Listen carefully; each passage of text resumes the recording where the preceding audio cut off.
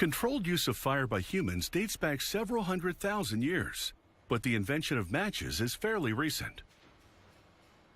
The first known use of matches dates back to the 5th century in northern China, and commercial safety matches were only invented in the early 19th century. You just need to rub a match head against the striking strip on the matchbox to start a fire. Matches come in a variety of matchbox formats. A liner board paper roll feeds into a machine, passing under a hot iron to reduce the moisture level to 5 or 6%. An automatic paper roll match inner box machine like this one can produce up to 55,000 liners per hour through high-speed die cutting, folding, gluing, and forming. The speed of the process depends on the inner box's size and on the paper's density.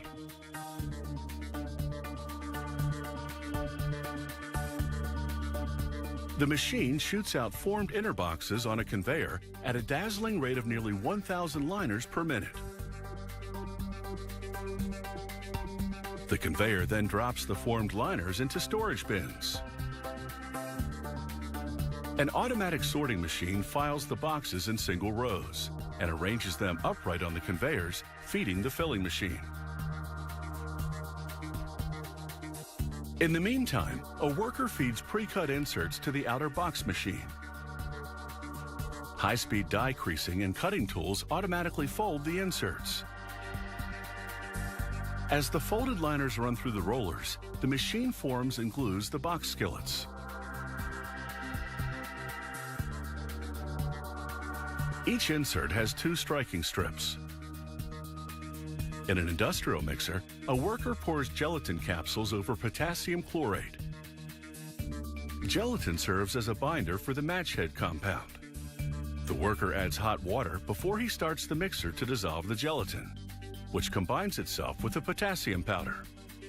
The worker then adds silica granules, which act as a combustion controlling agent. He rinses the sides of the mixer with water as the compound mixture reduces. After about 40 minutes, when the mixture is liquid, the worker adds red coloring, as well as other compounds that make the match head burn more vigorously. On the splint production line, a worker inspects a batch of splintered aspen wood, impregnated with ammonium phosphate to prevent afterglow. The splints run over perforated plates to shake off any residue or waste. Then they go through a machine which automatically discards broken or undersized splints. The splints now reach the match dipping line, where the perforated steel match bar runs down an endless chain. The automatic feeder inserts over 2 million splints per hour into the sockets of the match bar. The splints first get a paraffin coating. While a mixer keeps the match head compound liquid, the loaded match bar lowers the splints to dip their heads in. After 5 seconds, the match bar moves back up, and the head compound mixture flows down into the mixing pan to be renewed, before another section of the match bar moves in. After dipping, the splints keep rolling down the match bar chain for drying.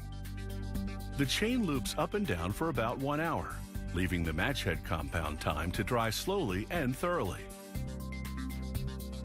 Once the heads are dry, the finished matches are ready for packaging. But first, the filling machine routes the outer and inner matchbox liners onto parallel conveyors. On a high-speed line, the machine can process at least 500 boxes per minute. The finished matches finally come off the match bar, and the filling machine places them into the inside liner. At this point, the machine processes about 200 matches per second. The filling machine pushes the inner liner to the outer skillet. The machine is calibrated to fill each box with a set amount of matches and reject the extra ones. Filled boxes come out on a packaging conveyor. You can find them in small cartons, medium-sized packages, or heavy-duty crates. But it takes just a single match to light your fire.